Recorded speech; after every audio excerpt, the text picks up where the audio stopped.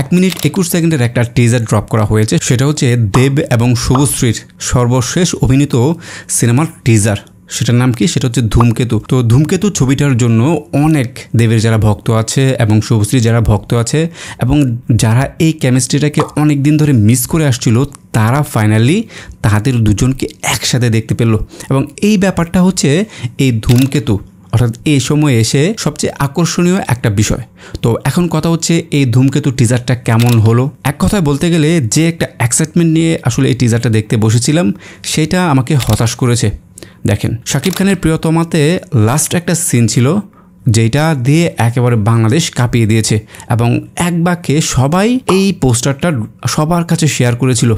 But তেমনই একটা look এসে এই সময় এসে দেবের দেখতে পেলাম। এবং আই থিঙ্ক এই যে মেকআপটা অথবা যেই গেট আপটা নেওয়া হয়েছে, এইটা প্রায় অনেক বছর আগের।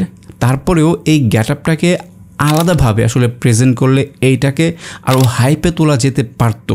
বাট সেটা কেন প্রোডাকশন হাউস করেনি, এবং আমি অনেক ঘাটাঘাটি করে দেখলাম দেব অথবা শুভশ্রী তারা দুজনই আসলে এই ছবিটা নিয়ে অনেক বেশি আগ্রহ, এরকম কোনো এক্সাইটমেন্ট তাদের মধ্যে দেখা যায়নি। হ্যাঁ, অ্যাজ এ আমার একটা ছবি আসছে দেব শুভশ্রী, তারা উভয় এটাকে বেস্ট উইশ জানিয়েছে। বাট একটা থাকে না একটা বিষয় যে আমার একটা সিনেমা দেবের সাথে প্রায় অনেক বছর আগের করা একটা সিনেমা, সেইটার টিজার আসছে, একটু এক্সাইটমেন্ট থাকতে হবে, অনেককে জানাতে হবে। এই ব্যাপারগুলো না তাদের মধ্যে লক্ষ্য করা যায়নি। অ্যাকচুয়ালি এই টিজারে যেই মোমেন্টগুলোকে তারা আসলে প্রেজেন্ট করেছে সেইগুলো আমরি কোনো কিছু ছিল না। হ্যাঁ, ডায়লগ, দেবের ডায়লগটা খুব ক্যাচি লেগেছে এবং এই ডায়লগের যে এটা যে অনেক বছর আগের একটা সিনেমা, সেইটাকে একটা ছোট্ট করে ইঙ্গিত দেওয়া হয়েছে যে 9 বছর পর, ঠিক না? এই ব্যাপারটা খুবই মানে ছিল আর কি, মানে সময়ের সাথে সিনেমাটাও যে অনেক আগের, এইটা আমাদেরকে মনে করিয়ে দিচ্ছে আর কি এই ডায়লগটা দিয়ে। আর হচ্ছে দেবের এই যে লুক দারুণ লেগেছে ভাই, দারুণ ছিল আসলে।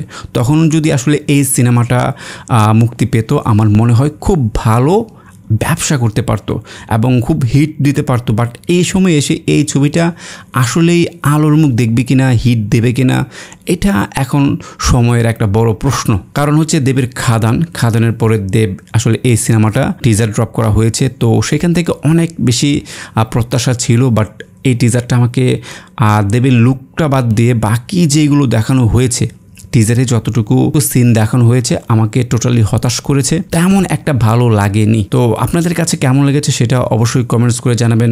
আর এইখানে দেবের আরেকটা বিষয় লক্ষ্য করা গেছে, সেটা হচ্ছে গিয়ে দেবের মানে এক একটা সিনে তার যে লুক, তার যে কখনো একটু শুকনো লাগছে, কখনো একটু মোটা লাগছে, এই ব্যাপারটা একটু কেমন জানি ছিল আসলে। অ্যাকচুয়ালি এটা আরও মেনটেন করা আসলে পসিবল না, অনেক আগের সিনেমা তো আপনি চাইলে আসলে এটা মেনটেন করাটা খুব টাফ হয়ে যাবে।